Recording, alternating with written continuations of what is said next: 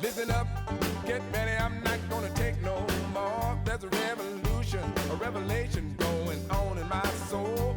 Buckle up, get ready, we're not gonna sit back. We're back. We're back with more Live from the Heartland. I'm Michael James, and it always brings me a lot of pleasure to bring on our next guest, the one, the only Marilyn Katz. About a week ago, I got something in the mail alerting me to an op-ed piece that Marilyn did, I think, for the Sun Times, and it was Teach the Real Legacy of Fred Hampton and the Black Panthers to Inspire Our Youth.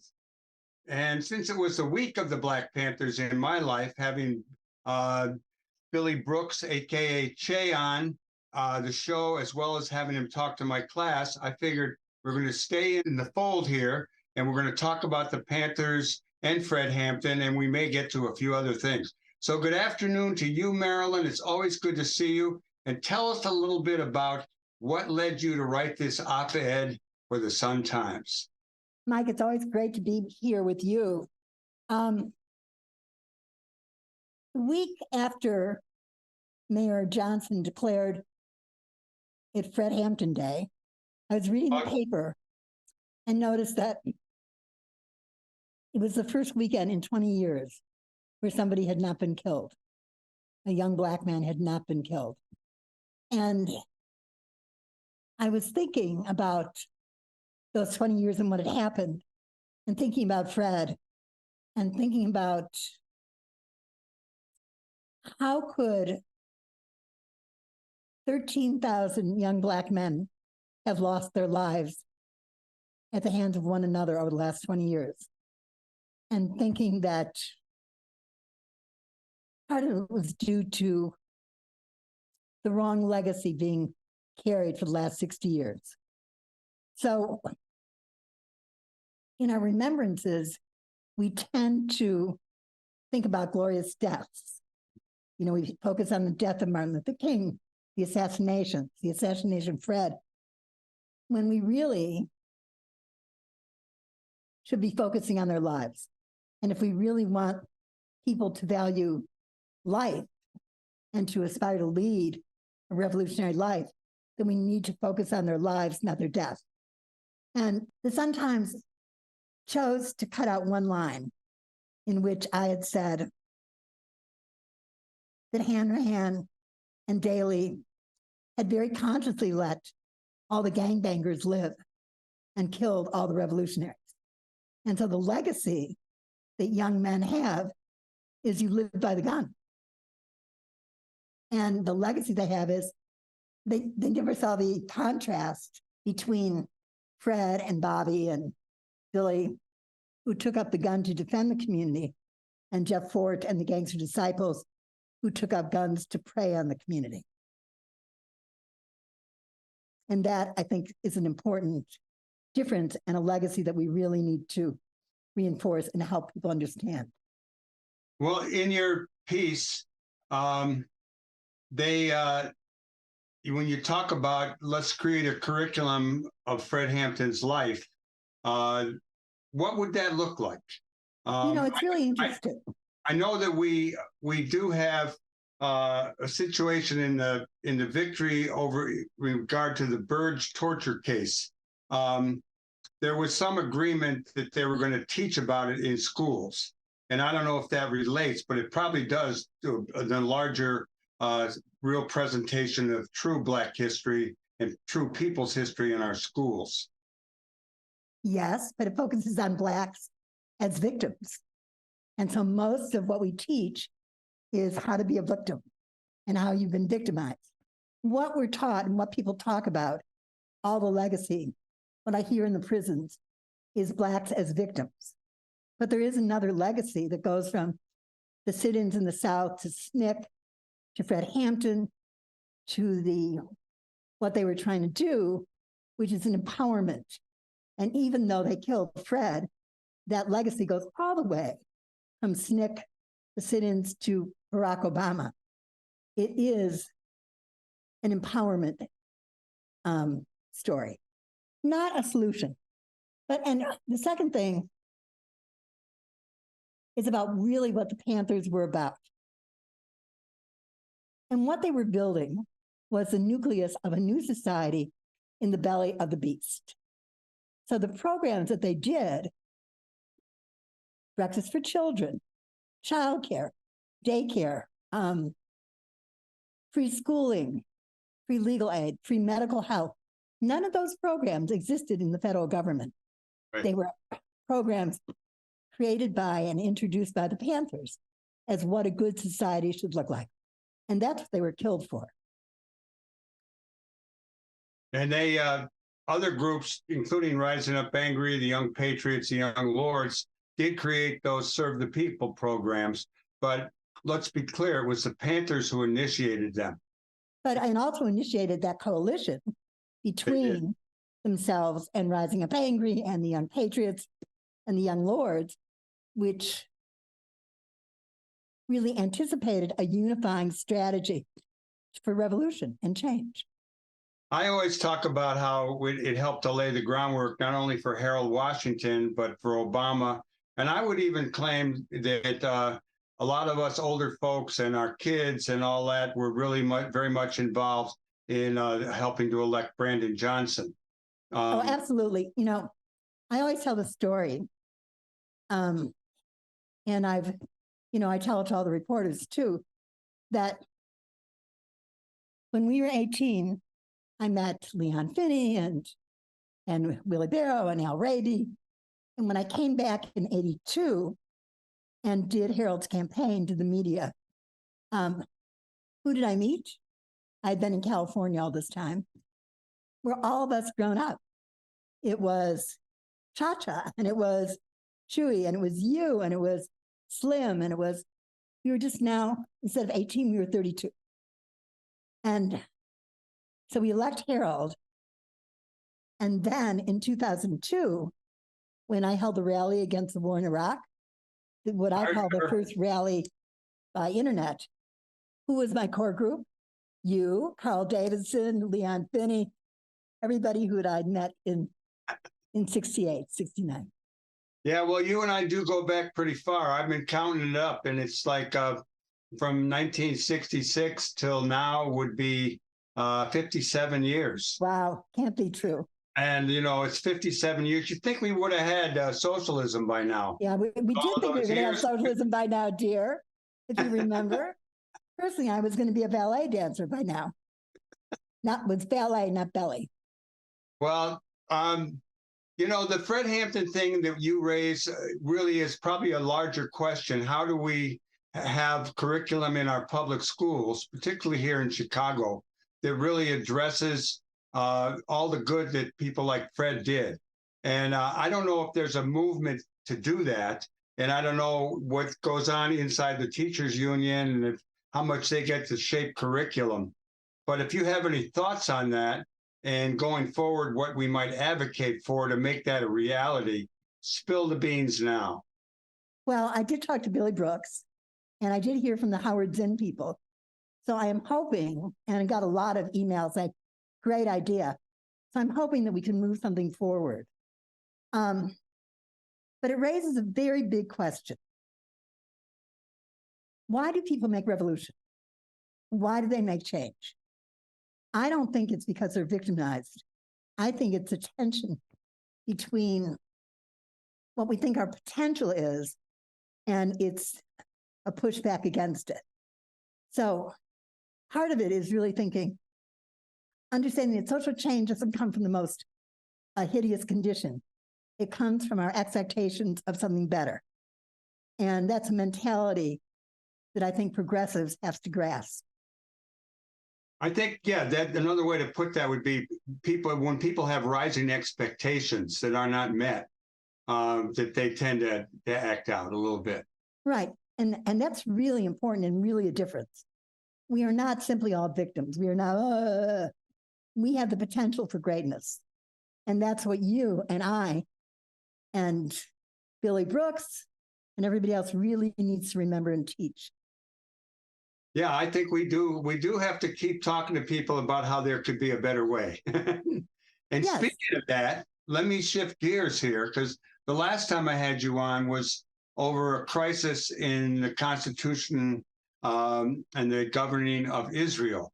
And I wondered if you had any short little update on what's going on in Israel, because you do pay closer attention to that than I do. And I would love to hear what you might have to say about it. Well, this is my not so hopeful part. I mean, I think Israel, to me, the only reason to stay involved in Israel is the reason we stayed involved in Vietnam. That Israel is the Palestine is an occupied country, occupied by colonialists.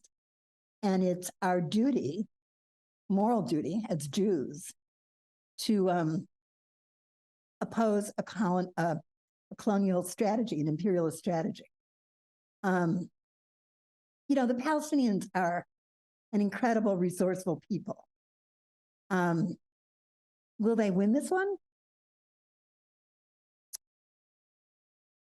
There is an increasing awareness of Israel's misdeeds. Even Nicholas Kristof, but I don't know whether the Saudis and all the rest of them will sell them out, the Palestinians in the short run. All I know is that as a Jew, progressive Jew, that's still on my agenda. I'm not giving up. And in fact, I'm buying more Palestinian products all the time because they are not simply victims. They're the best educated people in the entire Middle East, with women engineers. It's a very robust society. So I will give you a status report, but not giving up yet. Okay, that's good. Now I'm going to switch to politics. That's something simple, like migrants or something like. I don't know. Do you have a position on what we ought to do with migrants? Like right now in Illinois, for those who don't know, who might be listening or viewing, we have our new mayor was coming up with a plan for a massive tent city that would be enacted by the same people who've done some anti-immigration stuff for Governor DeSantis. And the Governor Pritzker, basically he threw some water on that little fire, saying he wasn't sure that was the best way to go. And he, like other people, have talked about utilizing existing structures that are not being occupied or used to handle migrants. I don't know if you want to address that or just give a little bit on. I would agree. I think 10 cities are ridiculous. This, even with global warming, it gets cold. But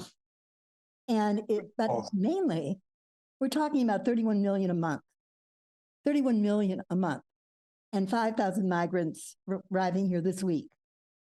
We'll be broke. There's no way it's a federal problem. Abbott has sent all the migrants to cities with large Black populations, stirring up the pot and antagonisms between Blacks and Hispanics. The Mexican community is upset. There are millions of Mexicans here who don't have a work permit. It's a federal problem. It's got to Biden's got to step up. Yeah, I hope he does. I mean, I really think that the feds have to get involved with this. And I think for us, the organizers on the ground here in Chicago, it is a challenge because you do have some communities who've been disenfranchised in many ways and things taken away or promises not kept, are saying, hey, we're here for a long time. We've got these issues. And now we're trying to deal with this onslaught of people looking for a better life. And we want to welcome them. We also have to figure out how to handle that challenge. And for people need to realize that these people who are coming will be voters someday. They'll be citizens and there'll be a big voting block. And I think we really want to handle it in a principled way. So I know that we're going to try to have other people on Alderman Vasquez has been on before. We've had Maria Haddon. We've talked about this and we will talk about it again. But it's something that's a real challenge, but an opportunity for people here to make conditions better or to deal with the conditions. But we need the support and the help of the federal government. But if anybody knows of any empty Catholic schools. Let somebody know. Yeah, St. Jerome's over on Right. Loyola is one. There are a lot. I'd love to see that turn into something. When there's a mission for you. And you've got the megaphone, hon. Well, we're working on it. A couple other things I want to ask you about, Marilyn, in the few minutes that we've got. We have a situation where the Speaker of the House was voted out yesterday. And I want to ask you flat out, do you have any take on government in D.C.? And then I'm going to touch on political races, too, that are coming up in the future. Any thoughts on D.C.? It's out of control. Where it lands, I don't know. I mean, I was a little surprised with the Hakeem Jeffries move to decide to support the far right wing in their ouster. I can, kind of see it, but for fun, but I don't know where it lands. And now they threw Pelosi and Steny Hoyer out of their second offices. I mean, just chaotic. Little petty stuff, yeah. I think this is uncharted water. Well, you know who I was watching on TV? I watch Nicole, whatever her name is, on CNN or MSNBC. MSNBC. She's very good, I think. She's great. She had on this former Republican congressman from Florida, Peter Jolly, I think is his name, or is it David Jolly? I should have this down. Anyhow, he was, as a former Republican, he basically was encouraging the Democrats not to come to the aid of McCarthy. And so I said at the outset of the show, I was glad that they stood together, and we'll have to see where that falls. Let me ask you, Marilyn Katz, what you see as some important races out there and what people should take note of, and what people on the left, progressives who still believe that we got to work in their electoral realm, what they should be doing in the next period of time. Well, I mean, one obviously important one is California. I do have a favorite. I think Barbara Lee, who's a Black progressive congresswoman, should get that seat in California. Yeah. I think it's going to be, I want to see how the Southern strategy works and whether we can, in Georgia and the Carolinas, actually make some headway. To me, the key issue, well, a few things. I think abortion and reproductive rights continues to be the wedge issue. And that if I had gobs of money, that's where I would really focus my time and money. It's the only way to get into the states that could go one way or the other. And I think, states like, I think Virginia's up, and a couple more border states, and we need those, in Michigan. And I really do think that is the only reliable issue. In fact, I wish there were more outrage than there is. Yeah, I'm still blown away that Biden hasn't gotten a little more credit for some of the stuff he's done. But I don't know if it's, if it's too long range, and if people, regarding infrastructure, jobs, et cetera, he doesn't get as much. I'm totally surprised he's been as good as he has been, and I'm grateful. Well, one time I don't know if it's translated yet. We should probably do a show on what's happened with the media and the fact of its fragmentation and what people know or don't know. Let me tell you something. I was looking this up. When Brandon brags about having a mandate, he came in with 15% of the potential vote in the city of Chicago, Brandon Johnson. When we came in with Harold, Michael, 77% of the city voted, and we came in with 55% of that. Now, part of that is just really, are people uninterested? It's really the fact that there is no unifying media. We don't know what we don't know. So you talk about Biden getting credit. Who do you think's reading about him? How do people know what, Sure. What do you think people are doing? Like, they're not like us. They're not nerding the papers and looking at Build Back Better. They're looking at Give me that tequila, and is Kansas City going to win this game tonight?